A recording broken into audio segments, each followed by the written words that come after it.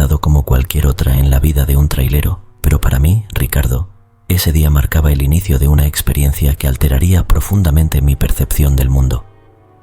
Había sido convocado temprano a la oficina del SEMEFO, donde un encargo inusual esperaba por mí.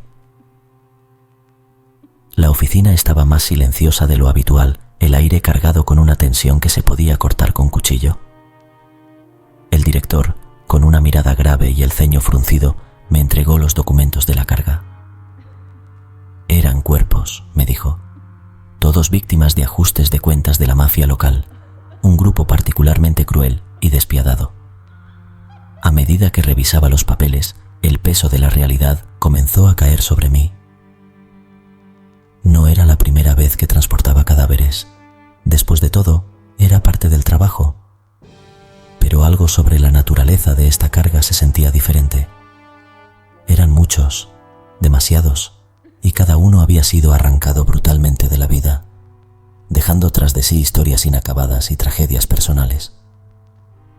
No pude evitar sentir una escalofría recorrer mi espina dorsal al pensar en las almas que estos cuerpos habían albergado y las violentas circunstancias de su partida.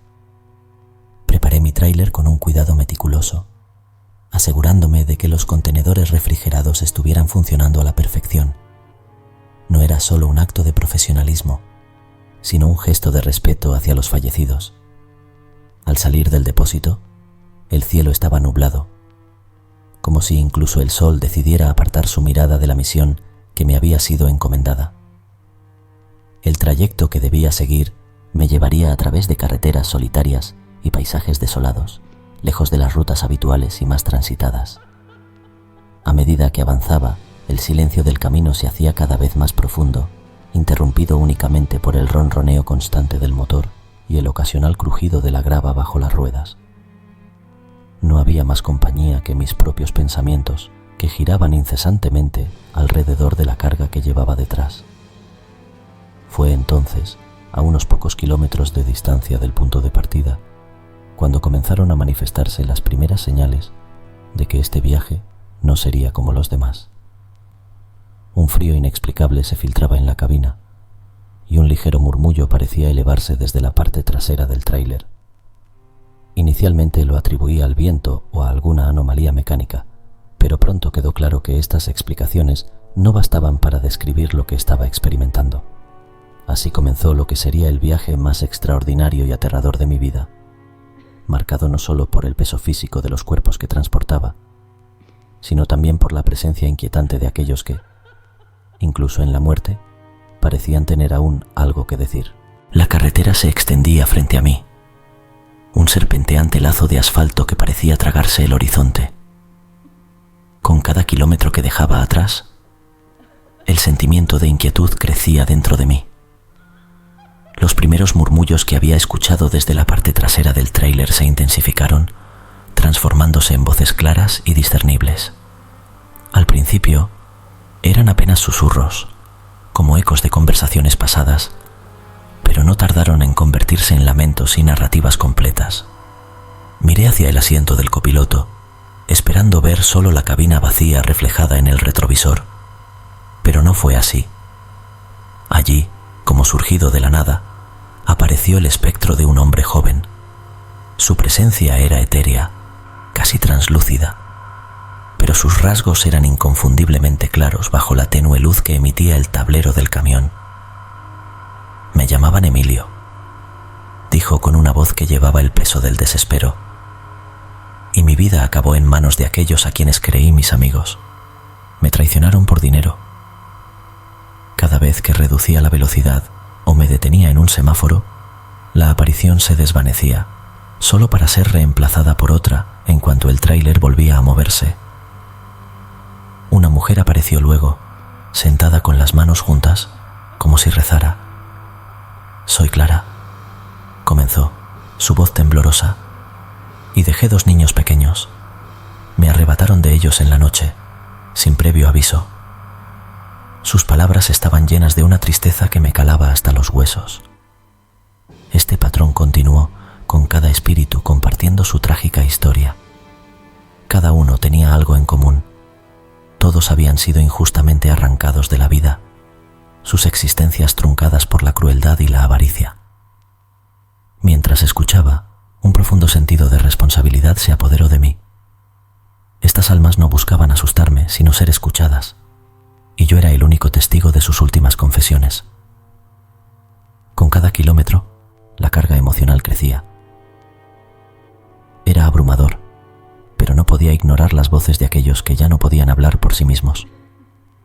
El tráiler se convirtió en un confesionario móvil, un limbo rodante donde las almas encontraban un breve consuelo al compartir sus lamentos con alguien dispuesto a escuchar.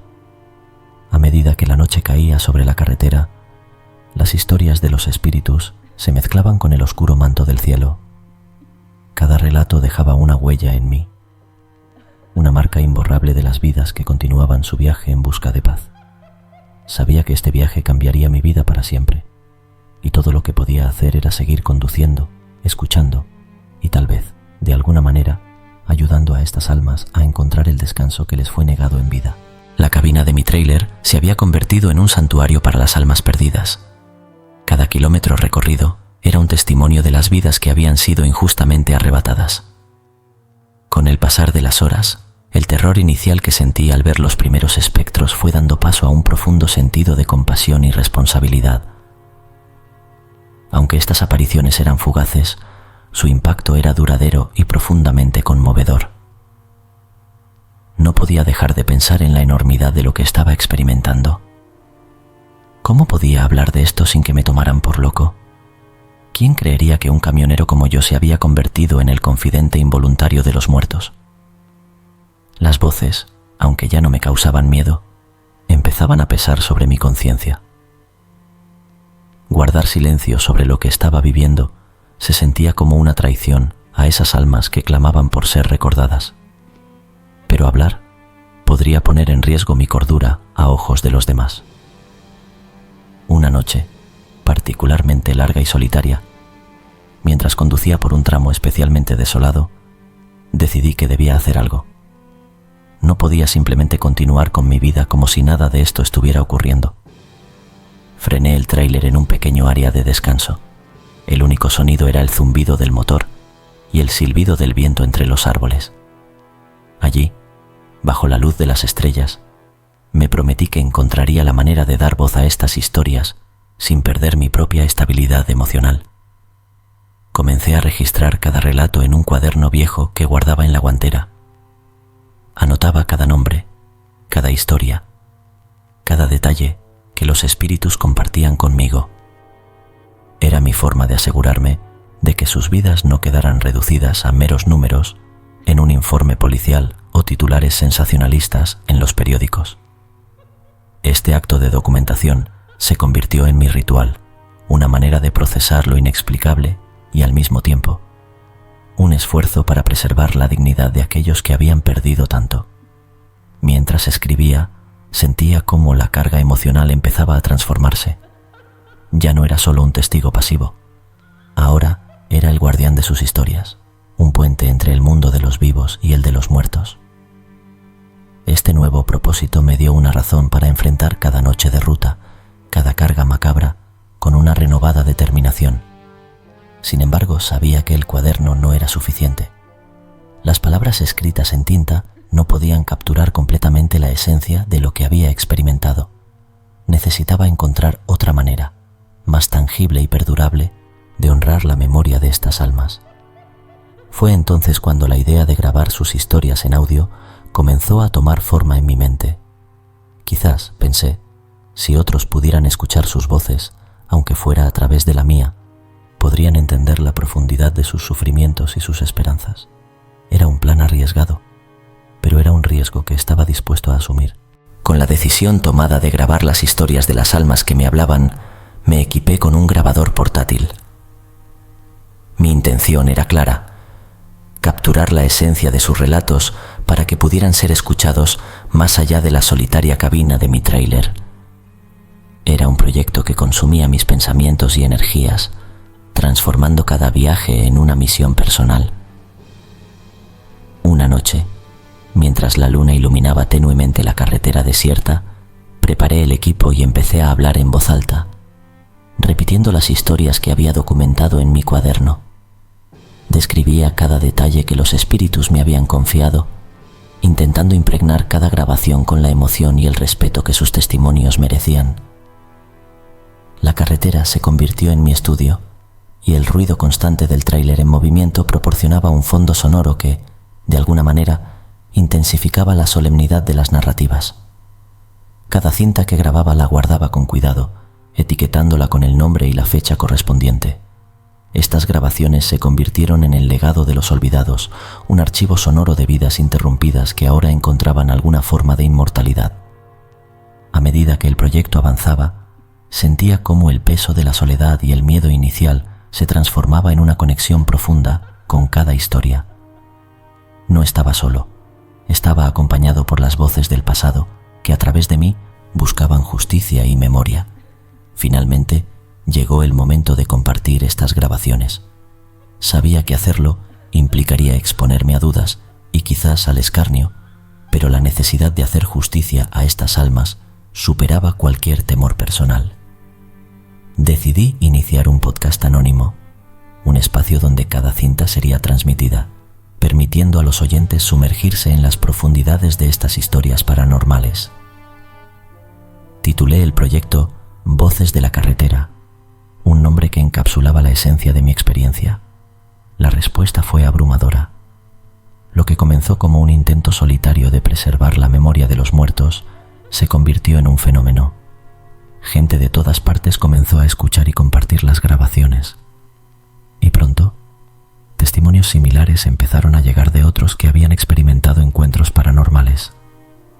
La comunidad que se formó alrededor del podcast fue un testimonio de la universalidad del dolor y la esperanza, un espacio donde el miedo a lo desconocido se transformaba en un puente hacia la empatía y la comprensión.